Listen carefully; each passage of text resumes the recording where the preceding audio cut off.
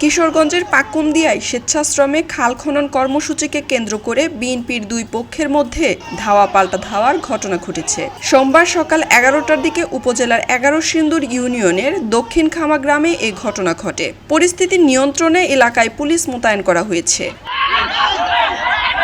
স্থানীয় সূত্র জানায়, গোলডুবা খামার সংযোগ খাল খননের অংশ হিসেবে সকাল 8টায় কর্মসূচির উদ্বোধন করেন যুবদলের কেন্দ্রীয় কমিটির সাবেক কর্মসংস্থান সম্পাদক খন্দকার আল আশরাফ মামুন। খনন কাজ চলাকালে বেলা 11টার দিকে কিশোরগঞ্জ 2 আসনের সংসদ সদস্য ও উপজেলা বিএনপির আহ্বায়ক অ্যাডভোকেট জালাল উদ্দিনের সমর্থকদের বিরুদ্ধে দেশীয় অস্ত্র নিয়ে এসে বাধা দেওয়ার অভিযোগ উঠে।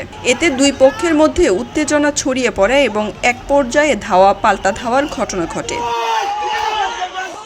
কিশোরগঞ্জ জেলা ছাত্রদলের সাবেক সহ সম্পাদক আজিজুল হাকিম মীর অভিযোগ করে বলেন, কেন্দ্রীয় নির্দেশনা অনুযায়ী কর্মসূচি চলাকালীন সময় প্রতিপক্ষের নেতাকর্মীরা দেশীয় অস্ত্র নিয়ে হামলার চেষ্টা করে, ফলে কর্মসূচি বাধাগ্রস্ত হয় এবং সংঘর্ষের সৃষ্টি হয়। অন্যদিকে কর্মসূচির উদ্যোক্তা খন্দকার আল আশরাফ মামুন বলেন, খাল খনন একটি জনকল্যাণমূলক উদ্যোগ হলেও তা বাস্তবায়নের সময় বিএনপির নামধারী কিছু ব্যক্তি হামলা চালায়। এতে তাদের কয়েকজন কর্মী আহত হন। তবে সব অভিযোগ অস্বীকার করে সংসদ সদস্য অ্যাডভোকেট জালাল উদ্দিন। তিনি বলেন, এই ঘটনায় তার কোনো লোকজন জড়িত নয় এবং খাল খননের বিষয়টি সম্পর্কেও তিনি অবগত নন। খবর পেয়ে পাকুন্দিয়া উপজেলা নির্বাহী কর্মকর্তা রূপম দাস এবং পাকুন্দিয়া থানার ভারপ্রাপ্ত কর্মকর্তা SM আরিফুর রহমান ঘটনাস্থল পরিদর্শন করেন। বিষয়টি যাচাই বাছাই করা হচ্ছে বলে উপজেলা নির্বাহী কর্মকর্তা রূপম দাস বলেন, স্বেচ্ছাসেবী কিছু লোক খাল পরিষ্কার করতেছিল, আর এক পক্ষ এসে এখানে বাধা দিয়েছে।